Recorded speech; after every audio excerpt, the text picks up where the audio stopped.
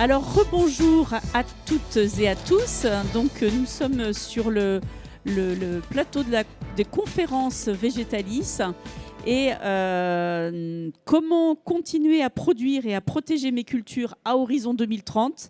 Nous explorons donc toutes les facettes de cette question. Alors, nous avons une nouvelle séquence, donc agriculture de précision, nouvelles technologies, génétique, biocontrôle. Donc, quelles solutions pour améliorer la durabilité et la production agricole ? Donc, nous avons 3 personnes avec nous.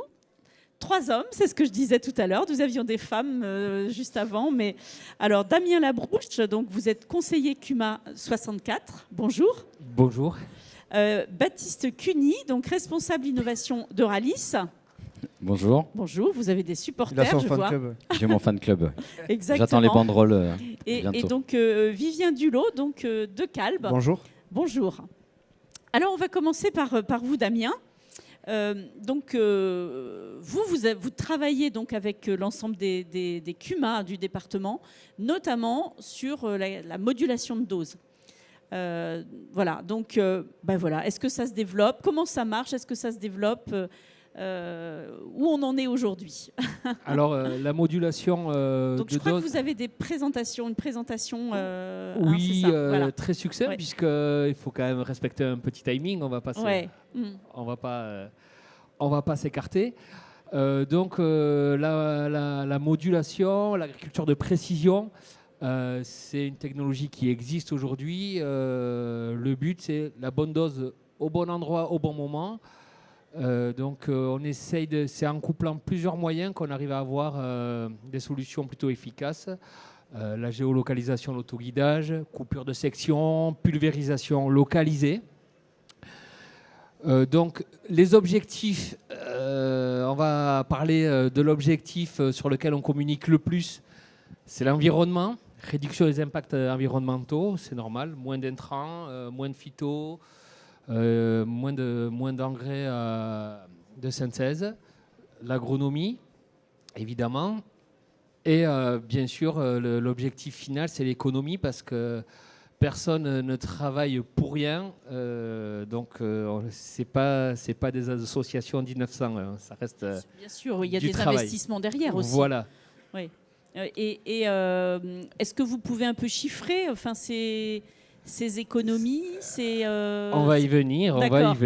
Ok. Non, mais les économies, il faut vraiment les mettre en rapport avec les investissements qu'on a en face. Donc ça va être plus compliqué.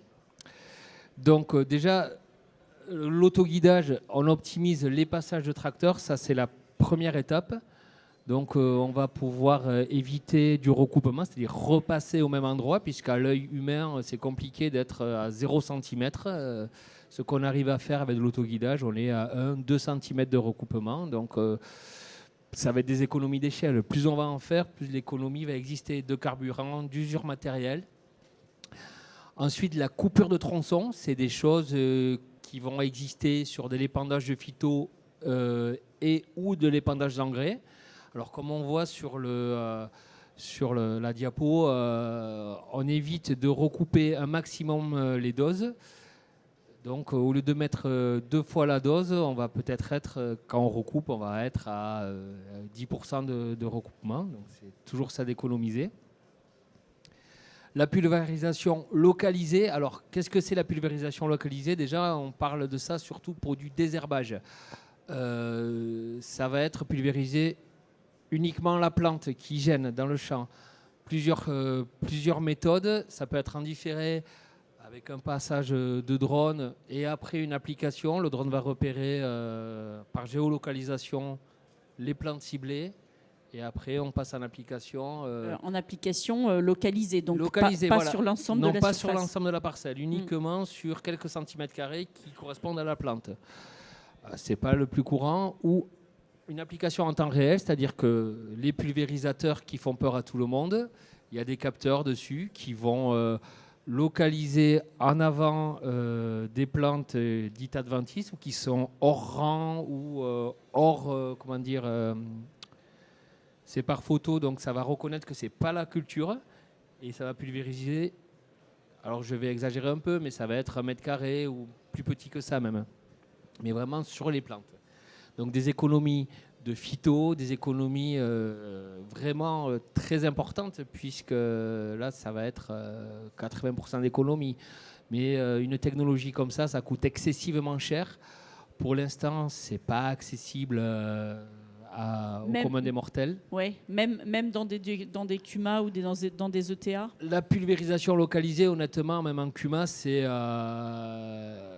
pas quelque chose qui est répandu. Ça commence à venir parce que ça peut se faire financer, il y a des aides dessus, mais c'est encore quelque chose de très pointu et voilà, on y arrive. Hein. Ça, pour moi, c'est la dernière étape sur les économies phyto-engrais. Hein. Ça, on ne va pas se mentir. Donc ensuite, un cas concret de CUMA, d'un groupe CUMA qui a avancé sur la modulation des intrants. Ils ne sont pas sur la pulvérisation localisée, uniquement sur modulation, coupure des sections. C'est la CUMA des Trois Sols qui est à Coneille, dans le 40, pas loin de Pérorade. Donc la CUMA des Trois Sols, il y a un groupe tracteur, c'est-à-dire qu'ils mettent en culture entièrement, plusieurs agriculteurs se sont groupés, mettent en culture à peu près à 300 hectares, si je ne me trompe pas. Voilà, donc ils ont la technologie à leur disposition et via des organismes de conseil, ils ont les données pour rentrer dans leurs outils et dire je veux telle dose à tel endroit. Je ne vais pas m'étendre sur le conseil et les données, ça, je parle uniquement de machinisme. Donc moi j'ai les résultats des essais qu'ils ont mis en 2020 en place sur la modulation semences. Juste une chose, il y a combien d'agriculteurs et ça représente quelle surface pour à peu près 300 hectares. 300 hectares, d'accord. Voilà, après combien d'agriculteurs, honnêtement je ne vais pas vous dire comme ça, parce que je parle en termes de groupe en fait. Voilà, donc 300 hectares, ça doit représenter peut-être 8-10 agriculteurs là aujourd'hui. Je ne veux pas dire de bêtises, donc on va pas se... Voilà, donc là, on va regarder un peu les données qu'il y a eu en 2020 avant de se lancer dans la modulation d'engrais. C'est des données uniquement modulation semences. Alors là, vous avez une carte de rendement. C'est la base de la chose. C'est la batteuse qui fait, la moissonneuse-batteuse, va faire des pesées géolocalisées en continu pendant la récolte. Donc, les zones rouges, c'est les zones à plus faible rendement. Les zones vertes, foncées, c'est là où il y a le plus fort rendement. Là, on peut imaginer du tassement sur les bouts de champ. Exactement. Ça, c'est des choses qui existent. Au milieu de la parcelle, il y a des petits ronds orange. Ça peut être aussi des petits ronds où il y a moins de rendement parce que c'est des zones un peu de plus faible potentiel. Donc, quel est le but de moduler la semence et les modulations d'engrais derrière, hein. C'est valoriser les zones à potentiel moyen à faible, c'est-à-dire on leur met moins de plantes, donc ces plantes-là seront mieux nourries et seront moins concurrencées. Par contre, les zones à potentiel plus fort auront plus de peuplement, mais pourront justement avoir le potentiel de nourrir tout ce peuplement. Donc voilà ce qui a été fait en 2020. Alors, il faut remettre dans le contexte 2020, hein, les prix n'étaient pas les mêmes.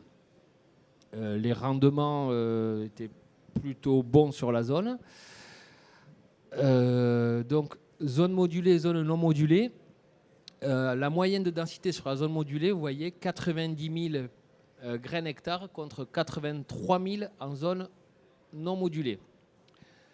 La zone modulée, la moyenne basse, en fait, dans la console qui gère la modulation, on va lui dire, moi, je ne veux pas mettre moins de 83 000 pieds hectares.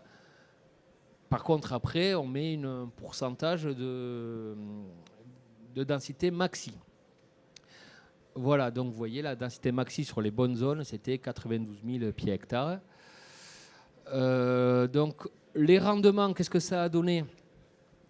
On a eu donc 16 tonnes sur la zone modulée, 13,5 tonnes sur la zone non modulée. Sur ça, on a dit cette modulation a été faite en 2020 sur 130 hectares de SAU, 130 hectares de semis. Donc là-dessus, les frais supplémentaires, c'est Field View, c'est quelque part c'est l'accompagnement de Decalb pour la modulation. On l'a pas fait exprès. Hein. Ça, c'était pas fait exprès, pas du tout. C'est l'accompagnement, donc là c'est hectares illimité, donc effectivement plus on a d'hectares, moins ça coûte cher. Et BIAPI, alors BIAPI c'est des analyses de sol, analyse conductivité, avec interprétation derrière, donc là c'est 40 € hectare, là c'est fixe. Donc en moyenne 42 € hectare pour le conseil modulation. Le coût de la semence effectivement, puisqu'en zone modulée il est un peu plus élevé, on a 217 € contre 199 €. Bref, le profit dégagé entre ce que ça a coûté en plus, mais ce que ça a rapporté en plus en rendement, on est à 300 € hectare de plus de marge brute. Hein. C'est ce qui n'est pas, anodin. Alors juste une chose, oui, vous comparez en fait. Pourquoi le coût conseil modulation, il porte uniquement sur la partie zone modulée? Parce que on pourrait quand on ne imaginer... module pas, il n'y a pas besoin de conseil de modulation. On part avec des... Ah oui, c'est ce que vous voulez dire, c'est si... parce que la zone non modulée, comment dire, il faut bien des outils de mesure et de passage et de contrôle on peut ne pas la moduler. Vous voyez ce que je veux dire? Non, en fait, la zone non modulée, c'est la pratique traditionnelle, c'est le bon sens agricole, en fait. D'accord, oui, c'est ça. Voilà. Ce que vous appelez zone non modulée, c'est le fait de ne pas avoir utilisé du tout d'outils et sur lequel on aurait mis la même dose partout. Exactement. Mais est-ce qu'on aurait mis la dose faible ou est-ce qu'on aurait mis une dose peut-être un peu plus élevée? Alors là, sur l'essai... Je chipote. Hein. Non, il n'y a pas de problème. Hein. Là, c'est la dose faible, en fait. C'est la dose mini. Mais c'est ce qui se fait traditionnellement, en fait. D'accord, ok. Oui, d'accord, c'est ça. C'est-à-dire que dans la zone modulée, on peut se permettre d'aller au-delà en dose de SMI parce qu'on sait qu'il y a le potentiel sur cette zone-là. Exactement. C'est ça le but. Et suite à cet essai, ils se sont lancés aussi de la modulation des engrais. C'est-à-dire que sur le même constat, il y a des zones plus ou moins productives, plus ou moins haut potentiel. Donc c'est toujours pareil. Sur une zone moyenne, pourquoi mettre autant d'engrais que sur une zone à fort potentiel? Il y aura moins de plantes à nourrir, donc on peut baisser ces apports-là. Ce qui est intéressant là aussi, c'est de voir que même en année où les prix ne sont pas terribles, ça passe quand même. C'est le but. C'est le but. Après, plus on se lance dans la modulation, plus on va investir dans du matériel. Et ça, ce n'est pas pris en compte. Attention. Hein. Ça, c'est vraiment ce que ça rapporterait de plus uniquement sur le semis, sans moduler les engrais derrière. Oui. Mais derrière, ça implique de l'investissement mécanique. Par exemple, tous les semoirs ne sont pas capables de moduler. Il faut des semoirs Là, on le fait toutes choses égales par ailleurs, alors que ça n'est pas le cas. Et il y a effectivement de l'investissement à côté. Voilà, sur la photo à droite, on voit qu'il y a des écrans partout, on dirait un avion, mais effectivement, la petite console à droite, c'est la console Field View, qui donc a les zones enregistrées de différents rendements qui viennent de la carte prise par la moissonneuse-batteuse. Mais voilà, là, il faut que le semis puisse se faire, mais aussi que la moissonneuse-batteuse soit équipée d'une pesée continue pour avoir mesurer. Un support de base. Oui, bien sûr. Non, mais c'est... voilà, tout ça, c'est pas pris en compte. Hein. Donc, il faut... ces investissements-là, plus ils seront répartis sur des hectares, plus le coût sera faible, d'où le but d'investir en groupe... d'investir en CUMA avec un accompagnement global. Et vous voyez un développement dans le département? Alors, cette CUMA-là, c'est des pionniers, hein, c'est depuis 2018 qu'ils y sont. Mais après, c'est des choses qu'on voit aujourd'hui arriver avec les renouvellements de moissonneuses-batteuses. Le coût de cette pesée en continu est plus accessible. Donc ils y partent dessus et c'est la base de tiens, on va moduler au semis sans arriver à la modulation d'engrais, mais là maintenant on a des groupes qui partent. Et si je peux me permettre, du coup, puisqu'il y a la partie aussi FIVIO que tu évoquais, la partie mesure du rendement est quand même la base pour pouvoir juger de la pertinence de la modulation qu'on a faite, qu'elle soit de densité de semis ou d'azote ou de quelque intrant que ce soit.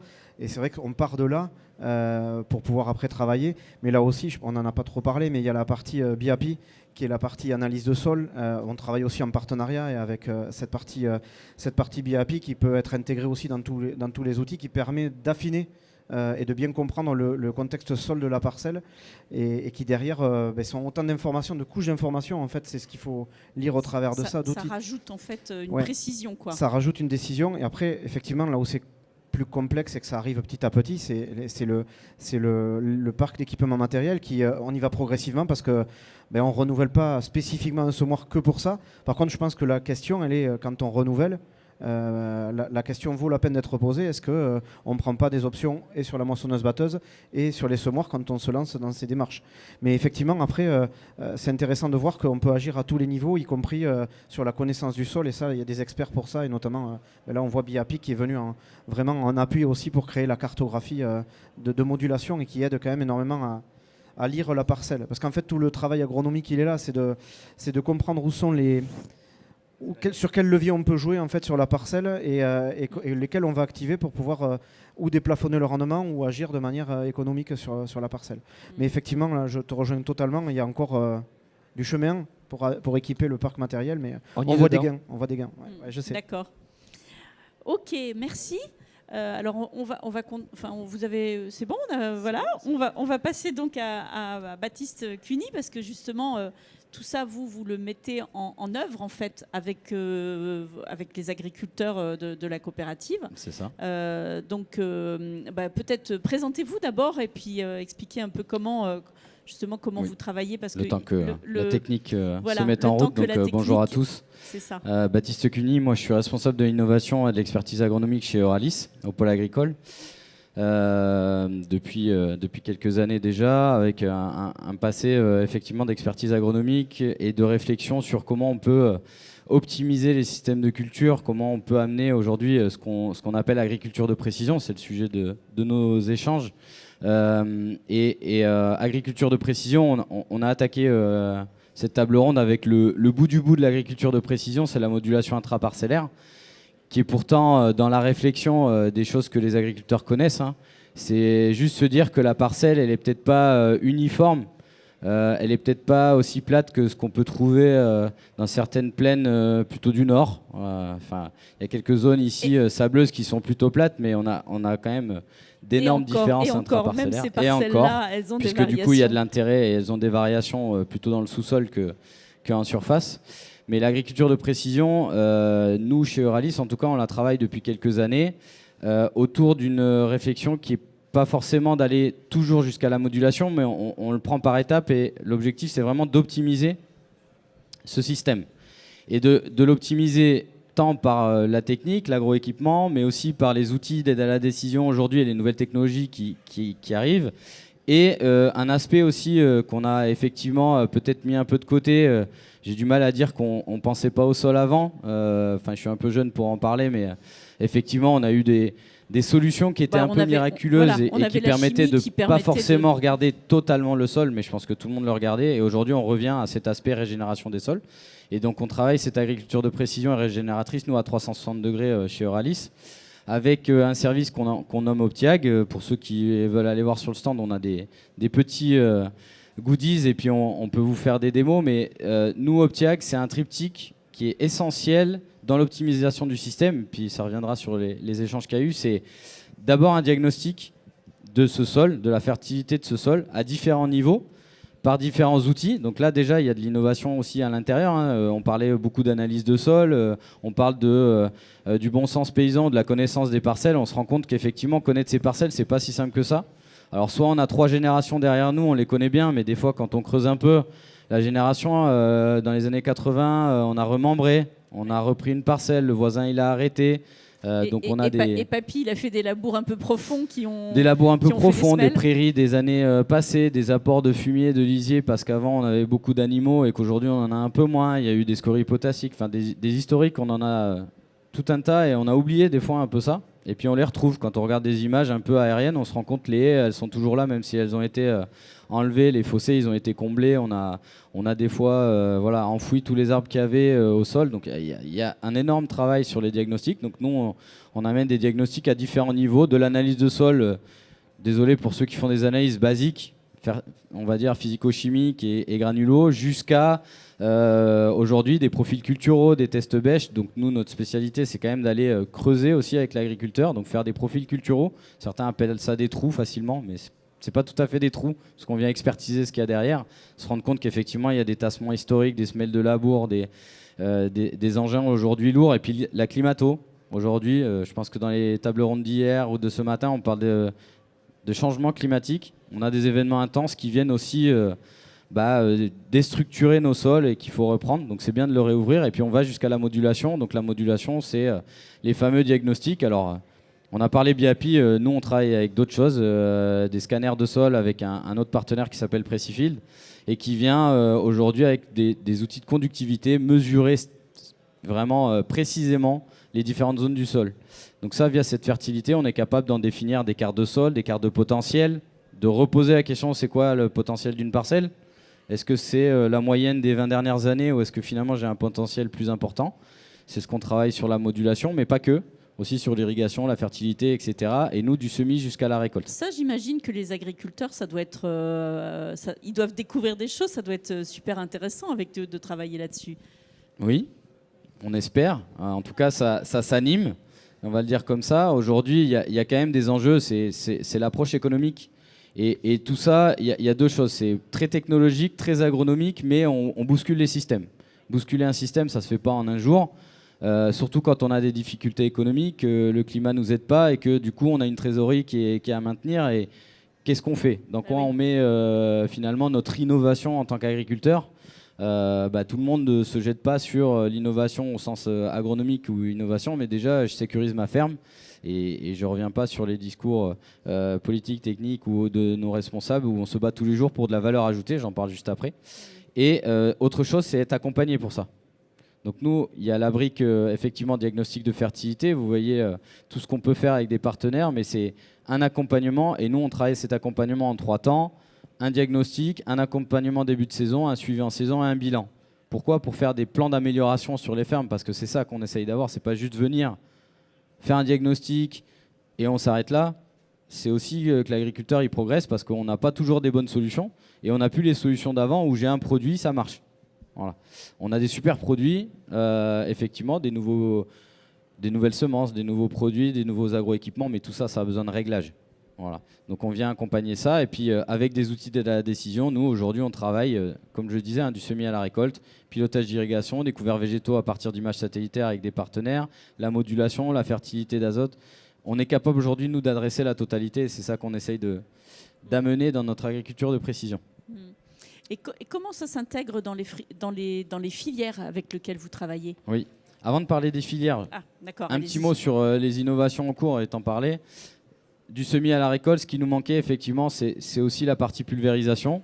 Alors enjeu, réduction des intrants, durabilité, je parlerai mais je reviens, nous aussi on travaille un peu ce développement et quand on demandait est-ce que ça se développe, c'est là où il y a des sujets où il y a encore besoin d'adapter la technologie. Ça existe, mais il faut que ce soit accompagné et il faut que ce soit surtout rentable pour les agriculteurs. Donc il y a des modes couplés ou découplés, je ne reviens pas, on a pas mal avancé dans le temps, mais on déploie les deux aujourd'hui. Et contrairement à ce qui a été dit, nous, on est un peu plus positif sur la partie investissement matériel. Effectivement, pour le sécuriser, on compte sur les CUMA, mais aussi les ETA. Et je pense que des opérateurs économiques comme Euralis aussi peuvent amener à sécuriser 4000, 5000 hectares. C'est ce qui, aujourd'hui, sur du matériel comme ça, de haute précision, ça me permettra aussi de l'amener sur nos fermes du sud-ouest et pas que dans les fermes du nord. Et pas juste pour le coût et l'amortissement de la machine, mais aussi la valeur ajoutée qu'on peut amener sur les fermes. Parce que nous, sur nos essais, on amène moins 30% en phyto, tout adventice confondu. Et en ciblage, c'est-à-dire sur des problématiques d'Atura, Lampourde ou autres liserons, ça va jusqu'à 70%. Donc aujourd'hui, ces machines-là, si on arrive à des coûts aux alentours de 35-45 euros du passage, on arrive à équilibrer, voire potentiellement améliorer la productivité et faire gagner de l'argent aux agriculteurs. C'est quand même pas mal le Oui. coût de passage. Voilà. Hein. Ouais. Donc ça, c'est comment on amène l'argent sur les fermes, au-delà des coûts d'investissement, du conseil, de l'agroéquipement et des nouvelles solutions. Et puis après, il y a la suite, c'est comment on l'intègre dans nos filières. Parce que du coup, la facture, nous, on estime qu'il n'y a pas que les agriculteurs pour la payer. Et il faut qu'aujourd'hui, tout ça, on le travaille dans de la durabilité. Et il faut que nos clients aval, nos industries agroalimentaires jusqu'aux consommateurs, cette valeur-là, elle amène un plus. Et que cette valeur, elle soit restituée aussi aux maillons de la chaîne en amont, à nos agriculteurs. Et sur le territoire. Donc aujourd'hui, nous, on travaille tout ça avec des clients aval. On a des exemples aujourd'hui de cahiers des charges, filières qui amènent... Par exemple, alors donc qualité, durabilité, volume, juste pour dire qu'aujourd'hui, sans ça, on aura du mal à pérenniser nos activités, nos filières. On a du mal à le dire, mais on est obligé aujourd'hui d'aller vers ça, de jouer un peu l'ouverture et de se dire, on a des outils, on a des solutions sur nos fermes, il ne faut pas en avoir peur. Par contre, effectivement, il faut aller chercher la valeur à l'aval. Donc, on a un contrat chez Euralis qui s'appelle Gaïa, maïs et soja, et qui permet de mettre le pied à l'étrier aux agriculteurs sous tout un tas d'aspects. Du coup, les pratiques de fertilisation, les pratiques de semis, d'irrigation, de modulation intraparcellaire, de cahiers des charges traçabilité aussi. Aujourd'hui, désolé, mais ces filières-là, c'est des cahiers des charges avec la traçabilité, mais on va chercher la valeur au bout. Donc, aujourd'hui, piloter une ferme, c'est aussi faire de la traçabilité. Je pense qu'on a tous le petit carnet dans le tracteur. Le tout, c'est de le digitaliser. On a des solutions. C'est parfois complexe, mais on est là pour les accompagner. Donc Gaïa, c'est ça. C'est le cahier des charges d'Euralis. Et puis, on essaye de brancher tout ça à des clients qui vont, au bout, mettre une prime, subventionner des choses. Donc, on a plein de formats, prime, subvention ou complément de prix, à travers nos partenaires classiques, l'IDEA, sur l'approche production de semences. Et des approches filières spécialisées, agroalimentaires, géant vert, Bonduelle sur du maïs doux, des légumes, et puis on travaille des cahiers des charges durables sur des commodités, maïs grain, soja alimentaire, dans des formes de durabilité. Donc aujourd'hui, ça n'existait pas il y a quelques années, mais ça progresse. On a déjà plusieurs milliers d'hectares dans ces filières-là. Donc, d'accord. Et, donc, ça et il faut que ça progresse encore, notamment dans les primes aussi. Et est-ce qu'il y a des verrous à lever aujourd'hui en termes de financement? Oui, parce que là, ça paraît magique, tel que je l'ai mis. Il y a de la résilience, de la productivité, des économies d'intrants pour les fermes. Donc déjà, la valeur, elle peut être là. Il y a aujourd'hui des filières qui sont capables de valoriser ça. Deuxième volet. Par contre, on sait que tout ça, ça coûte vraiment quand même du changement pour l'agriculteur, une prise de risque importante. Et c'est ça aussi que c'est compliqué pour une exploitation de prendre des risques quand on ne connaît pas la météo des 5 prochaines années, voire même celle de quelques mois à venir. Et on a besoin de gens qui viennent assurer le risque. Alors, les assureurs, pourquoi pas, mais on est dans des complications aujourd'hui, la réforme de l'assurance et autres. Et puis, il y a les filières, certes, mais on sait que ça ne bouclera pas la boucle de l'investissement sur cette prise de risque. Et que du coup, il y a besoin de... Il faut de l'argent des pouvoirs publics ? Vous m'ôtez le mot de la bouche, mais c'est un peu ça.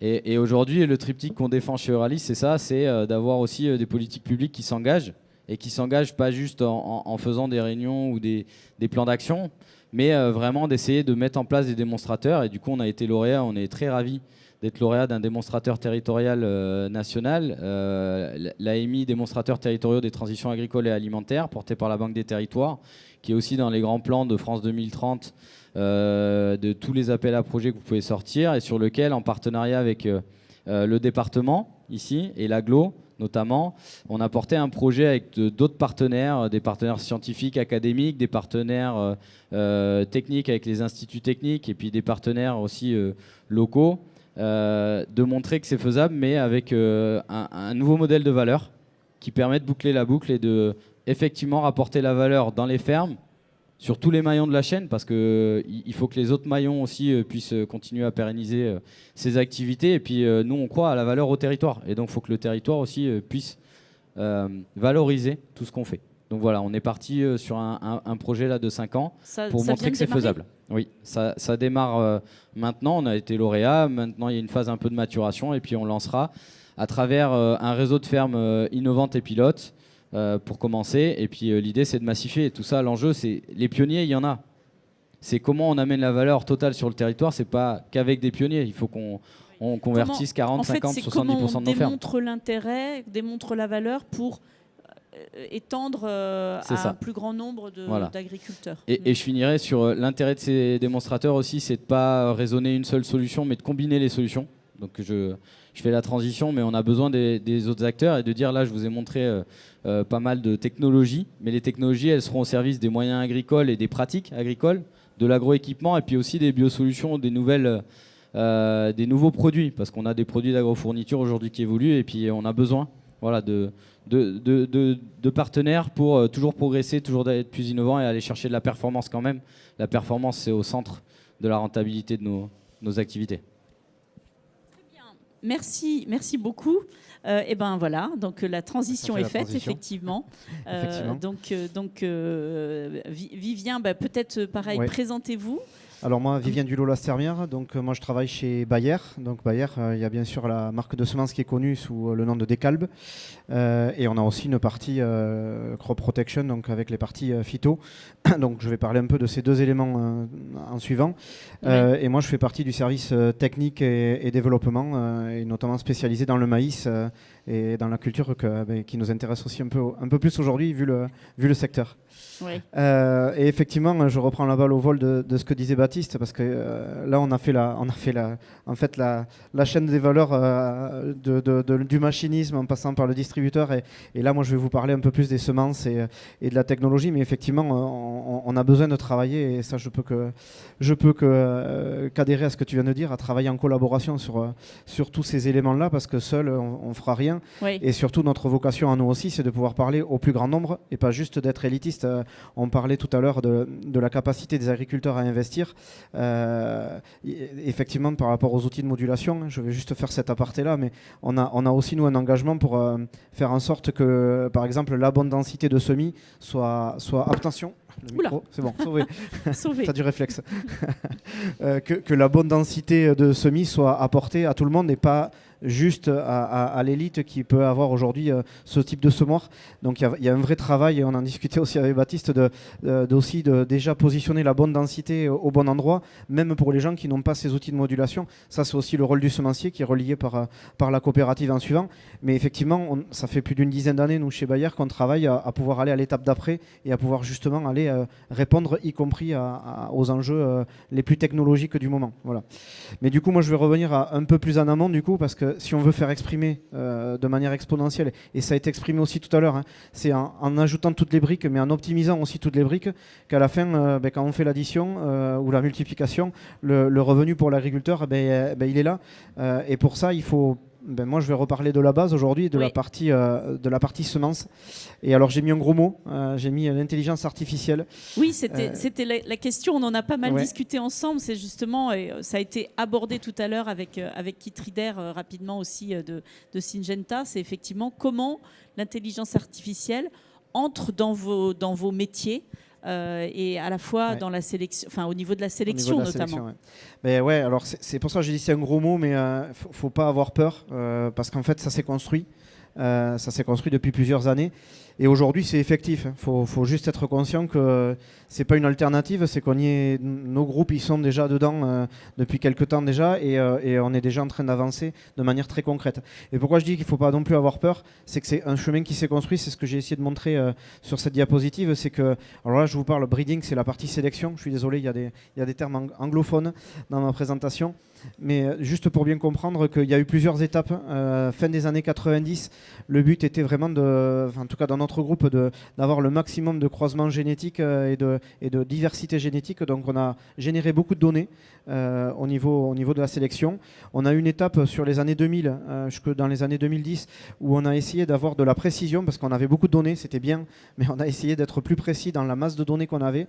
Et il y a quand même une première révolution, c'est l'arrivée, et on l'a tous connu avec nos smartphones, notamment, c'est ce que tout le monde connaît facilement, mais cette période-là a été la période de la digitalisation, et c'est les premiers outils qui nous ont permis c'est pour ça qu'il y a un doigt avec la précision, hein, d'être beaucoup plus précis et de pouvoir caractériser notre donnée. Et c'est vrai qu'à partir de ces années-là, dans les années 2014, nous on a commencé à travailler la densité au travers de la modulation intraparcellaire. Donc on a quand même pas mal d'expertise aussi là-dessus. Mais tout ça pour vous dire qu'au niveau de la sélection génétique, on a dû attendre aussi à un moment donné la technologie pour passer un cap. Donc ça a été le cas dans les années 2015. Et on a travaillé sur caractériser un peu plus notre base de données, parce que jusque-là, on l'avait construite. Et en fait, ce qu'on est en train de vivre aujourd'hui, grâce à l'intelligence artificielle, c'est la capacité d'aller exploiter encore plus fort et plus vite cette base de données qui est là, qui existe. Et en fait, on a juste les outils qui arrivent pour pouvoir le faire de manière plus forte. En fait, on a eu toute l'étape génomique avec caractérisation des gènes, de chacun des gènes, de chacune des espèces. Il y a eu plein de découvertes et de groupes de travail. Il y a eu Amazing, qui a été un énorme chantier de génomique sur le maïs, où la France on connaît tout le maïs, du coup, tout le génome du maïs. C'est ça, et qui était extrêmement bien positionné d'ailleurs.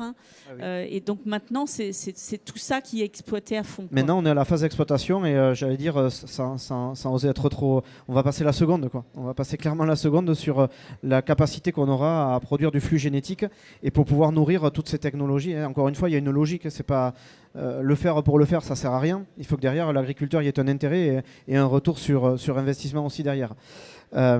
Du coup, si je passe à l'étape suivante, pour bien que vous compreniez, que vous imagiez, on ne va pas sortir l'humain de notre partie sélection, hein, hors de question, j'allais dire, parce que l'œil du sélectionneur reste quand même primordial.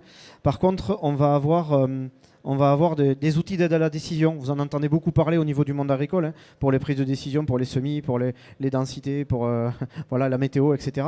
Mais on a la même chose, nous, aujourd'hui, pour aider les sélectionneurs. Donc en haut, vous avez le schéma traditionnel et classique. Hein. Je ne vais pas vous faire l'offense, mais je y vais très vite. On repère 2 lignes parentales qui valent le coup sur un certain nombre de points et d'événements de traits génétiques. On les croise.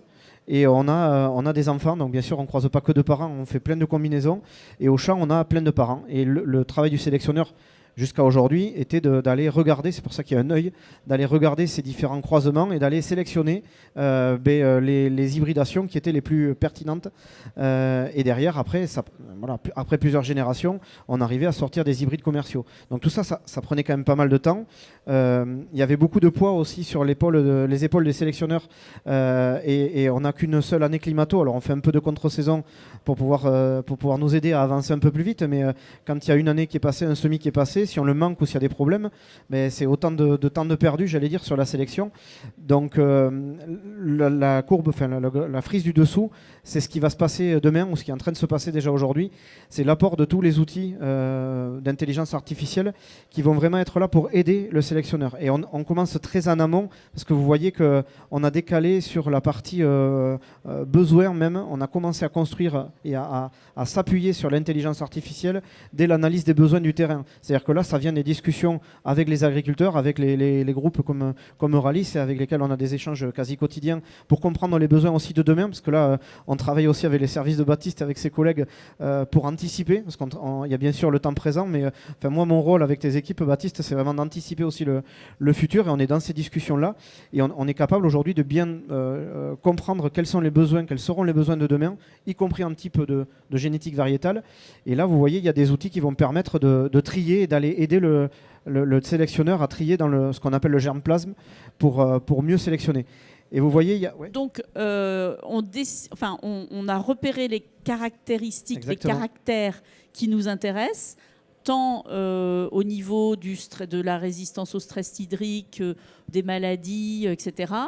Donc on fait notre petit marché et ensuite c'est du coup l'intelligence artificielle qui va aller chercher chez les parents, grands-parents, etc., les meilleures combinaisons possibles pour arriver à ce qu'on veut. C'est exactement ça. C'est ça. Vous avez très bien résumé, vous avez tout compris. C'est exactement ça, et à tel point qu'aujourd'hui, on a une nouvelle équipe qui a été créée, et c'est au niveau mondial, parce qu'on travaille en sélection au niveau mondial. On appelle cette équipe-là Product Design, donc ça veut dire ce que ça veut dire. C'est une équipe qui va être en charge de façonner la génétique. Il faut bien comprendre que là, c'est le point clé, on va dire, de la compréhension de ce nouveau système. Jusque-là, ce qu'il y avait on semait plein de combinaisons. J'allais pas dire en aléatoire, mais il y avait quand même beaucoup d'empirisme. et on voyait ce que ça donnait. Et il y avait beaucoup de déchets, entre guillemets. Et là, ce qui se passe là, c'est que l'intelligence artificielle, bien sûr pilotée, hein, parce qu'on va programmer ces outils-là, donc on sait ce qu'on y met quand même dedans comme paramétrage, mais effectivement, ça va aider le sélectionneur à avoir les traits génétiques qu'il recherche à coup sûr.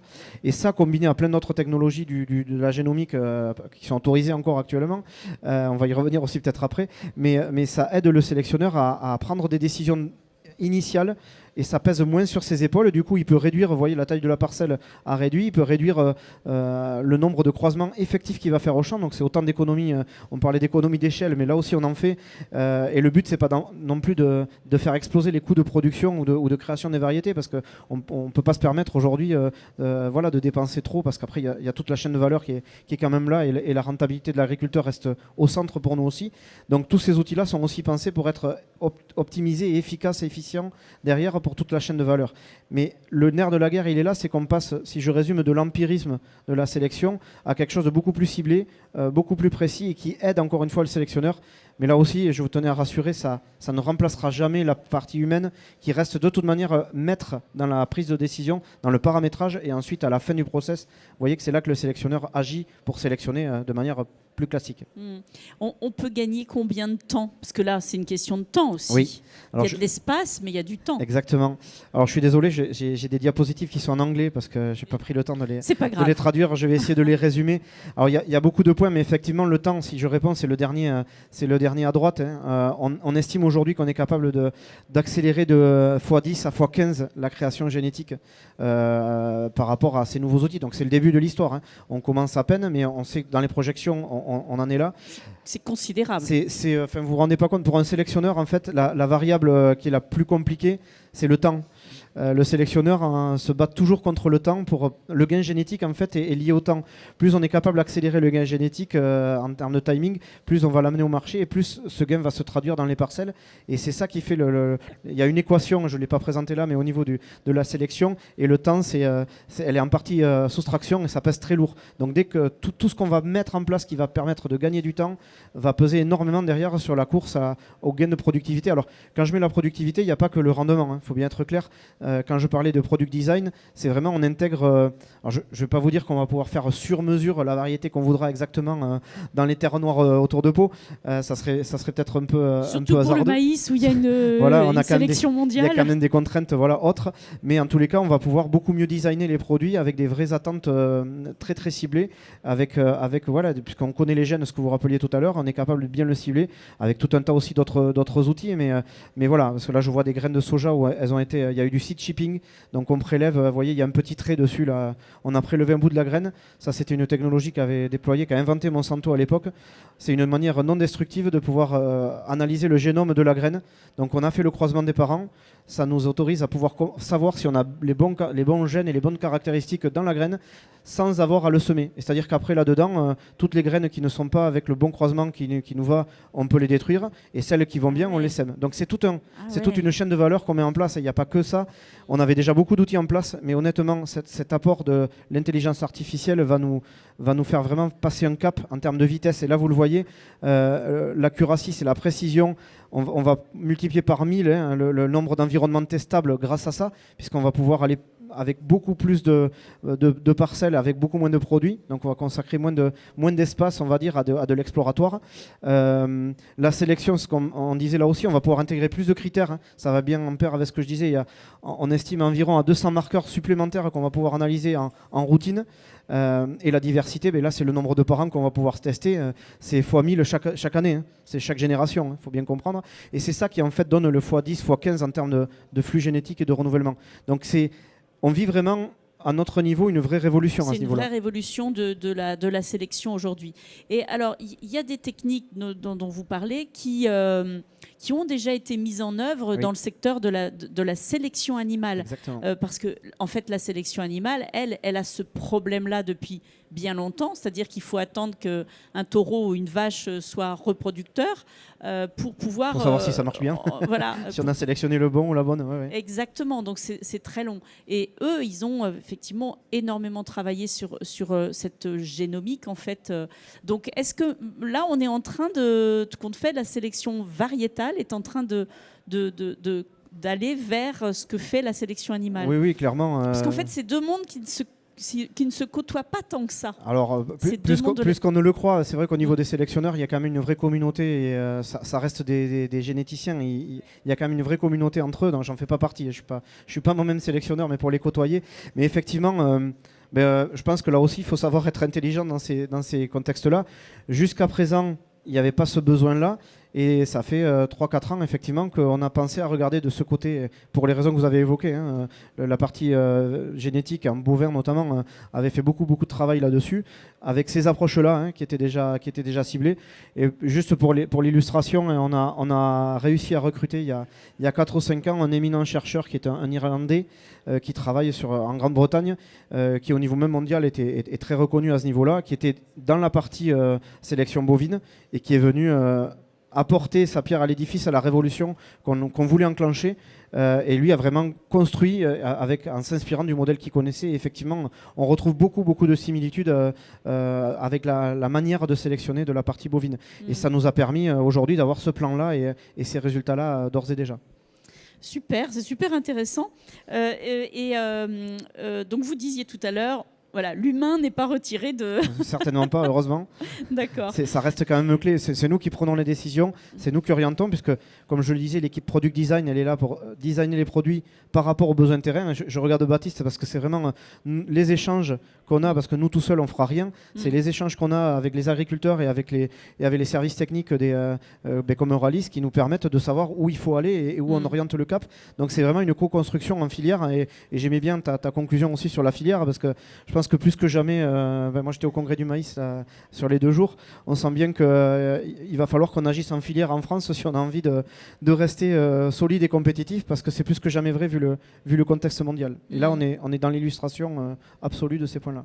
Et une dernière question, ce que vous avez expliqué sur l'IA pour la mise au point de variétés, est-ce que c'est la même approche aujourd'hui pour la mise au point de molécules qui manquent tant? On en a parlé tout à l'heure. Alors là, je remets ma casquette Bayer, je sors du Décalbe pour le coup. Hop, mais de Décalbe mais à Bayer. effectivement, c'est la chance qu'on a dans ce groupe-là, d'avoir les 2 grosses approches. Et oui, puisque forcément, nos collègues sélectionneurs, ils avaient l'intelligence artificielle en ligne de mire. Et nos collègues, là aussi, c'est de la bonne intelligence et du partage de stratégie. Nos collègues chimistes, du coup, ne sont pas en reste, puisqu'ils ont aussi, eux, d'ores et déjà intégré cette approche-là. Alors, je ne vais pas parler en détail, mais pour que vous essayiez de comprendre aussi, là aussi, il va y avoir une vraie révolution. On a baptisé ça, alors c'est de l'interne, mais crop key. Vous allez comprendre après pourquoi, parce que la notion de key, la clé en anglais, je suis désolé, on a beaucoup d'anglicisme encore une fois. C'est vraiment l'ambition d'aller trouver, et clairement on l'affiche, de nouvelles matières actives et de nouveaux modes d'action. Au niveau alors de tout, on ne parle pas que du désherbage, il y a la partie fongie, il y a la partie insecticide, il y a la partie herbicide, on travaille à tout chez Bayer. Et effectivement, il y a cet aspect-là. Même médicaments, parce que c'est même médicaments, oui, Bayer est un groupe principe, pharmaceutique aussi, oui. En fait, c'est souvent la partie pharma qui a, par ses investissements sur l'humain qui sont quand même assez énormes, qui ont tiré la partie agricole, et on voit qu'aujourd'hui on n'est pas en reste non plus sur la partie agricole pour ce qui est innovation. Et là, en fait, on peut faire quasiment le même parallèle que ce que je vous ai fait en semences. À gauche, vous avez ce qu'on faisait traditionnellement. Je vais aller avec du très épais parce que je vois que l'heure avance, mais on faisait de l'empirisme, on mettait une palette de mauvaises herbes sur la table, on traitait avec des nouvelles décoctions qu'on faisait. Et on voyait table quand même, une grande propre, table assez automatisée. C'est pour ça que je le trait très large. Et on voyait ce qui marchait ou ce qui ne marchait pas. On voyait après ce qui était sélectif, ce qui ne l'était pas, dans une autre étape au niveau des cultures. Et du coup, il y avait beaucoup d'empirisme. Là, l'intelligence artificielle, ce qu'elle va nous permettre, et là aussi je vais résumer, mais en gros, c'est pour ça que ce crop key, il y a la notion de clé et de serrure. En fait, on parle à des protéines quand on est dans le monde du désherbage. On veut trouver la molécule qui va stopper la synthèse, c'est souvent comme ça que ça se passe, d'une protéine qui va tuer la plante adventice qu'on veut sortir des parcelles. Et en fait, le biologique, il marche comme ça. On va repérer la clé et la serrure. Donc la clé, c'est la molécule chimique. La serrure, c'est dans l'hôte, dans la plante cible. Et là, ça va, vous avez bien compris, l'intelligence artificielle, une fois qu'on l'aura paramétrée, son boulot, ça va être de tester de manière artificielle. Et avec en semence, on a ce qu'on appelle les jumeaux numériques. parce qu'on crée la variété de manière numérique et on la travaille sur différents environnements, ça nous permet d'anticiper. Mais là, c'est la même chose. On va avoir la capacité de l'intelligence artificielle à pouvoir tester différentes combinaisons. À un moment donné, elle va trouver une combinaison entre une molécule et une cible qu'on aura identifiée. Et c'est pour ça qu'on place beaucoup d'espoir dans le fait, et là c'est quand même rupturant aussi, parce qu'il y a des échéances à la fin de la décennie là, qui s'annoncent d'ores et déjà pour de nouveaux modes d'action. Parce que là, on stagne un peu sur les modes d'action. Oui, ça fait quand même un sacré bout de temps qu'on stagne. Qu'on tourne sur les mêmes, oui. et on voit bien les difficultés qu'il y a. On se retrouve avec des impasses techniques parce que trop d'utilisation d'une seule molécule, on se retrouve avec des... On parlait du Régras notamment, des résistances, qui est résistant ou des problématiques sur l'environnement, le fait qu'on en retrouve dans l'eau, et qu'au niveau européen ou national, on se retrouve avec des molécules supprimées. Donc là, l'idée, c'est d'aller remettre un coup de boost là-dedans. Et il y a beaucoup d'ambition. On voit que ça avance à pas de géant, parce que ça va très très vite. Alors je ne suis pas spécialiste là-dedans, mais le nombre de combinaisons testées par jour est assez faramineuse, et ça donne le tournis. Mais du coup, derrière, après, il y a bien sûr toute la phase de développement qui est à suivre, mais derrière, ça fait avancer d'une manière extrêmement rapide les choses. D'accord. Et si je peux rajouter juste Allez, un truc, rapidement. on intègre quand même une dimension par rapport à ce qu'on avait avant, qui est la dimension, on va dire, écotox, réglementaire. On peut paramétrer justement nos outils d'intelligence artificielle pour aussi intégrer ces paramètres-là. Jusqu'à présent, ce n'était pas le cas. On a toujours trouvé des bons trucs, sauf que souvent, on se faisait recaler en profil tox ou écotox, et on devait repartir à zéro sur d'autres programmes, et c'est ça qui mettait du temps. Là, théoriquement, ça devrait aussi nous aider de ce point de vue-là. Oui, c'est ça. C'est-à-dire qu'on intègre déjà ces questions tox, écotox dès le début. Très bien, merci beaucoup à tous les trois. Est-ce qu'il y a une question dans la salle? Oui, il y a une question. Alors, j'attends le micro, ou alors... Oui, ça va gagner du temps. Merci. Oui, bonjour, Martin de chez Agrivision, concessionnaire John Deere sur tout le Grand Sud-Ouest. Une question sur les essais qui ont été réalisés par la CUMA sur les CUMA sur toute la partie modulation. Quand vous avez fait vos zones, vous les avez réalisées comment? C'est des bandes que vous avez réalisées sur la même parcelle, ou c'était des parcelles les unes à côté des autres Non, c'était sur une même parcelle. Donc, il y avait la carte batteuse, carte au rendement. Il y avait des données conductivité faites par BIAPI, donc sur une seule parcelle. Et alors, donc sur cette parcelle-là, on a défini des bandes côte à côte avec bandes modulées, bandes non modulées. Hein. C'est pas au hasard. Voilà. Et deuxième question, vous étiez à 83 000 en dose minimum sur la parcelle modulée, sur les zones modulées, et à 83 000 sur la parcelle, sur la dose minimum sur celle qui était modulée. Pourquoi ne pas baisser en dessous de 83 000? Alors, comme c'était la première année de modulation, j'ai pas la réponse, mais je pense connaître un peu le truc. C'est qu'on a toujours fait 83 000, donc je veux pas faire moins. Vivienne, tu peux... je peux l'apprendre. Là aussi, il y a un rôle du semencier de pouvoir donner la reco de base en fait, sur la parcelle. Alors là, je ne connais pas non plus le cas pratique, mais effectivement, je pense qu'il avait déjà évalué la parcelle à un potentiel moyen qui donnait les indicateurs avec nos outils d'aller en moyenne à 83 000. Donc je pense que là, du coup, il n'y avait pas le gap pour pouvoir le tester. Après, le but n'était pas de Autre chose aussi, comme ça je complète, agronomiquement, baisser des pieds en maïs. Vous savez tous comment ça fonctionne à maïs, hein. On implante le potentiel au départ, Vivien, c'est ça? Exactement. Et après on fait que le dégrader, donc baisser des densités avec en plus des baisses de densité, ravageurs et autres, c'est une prise de risque aussi au-delà du fonctionnement de la variété. Donc souvent on reste à essayer d'augmenter là où il y a du fort potentiel et de pas trop baisser là où il n'y a pas assez de potentiel, sauf à risque de stress hydrique fort. C'est pas le cas sur Coneille où c'est plutôt irrigué, il me semble. Très bien, merci. Là, vous avez la réponse des trois experts, pas mal. Hein. Très bien. Écoutez, on va s'arrêter là parce qu'on avance dans le temps. Donc, merci à tous les trois. Merci. Et on peut les applaudir.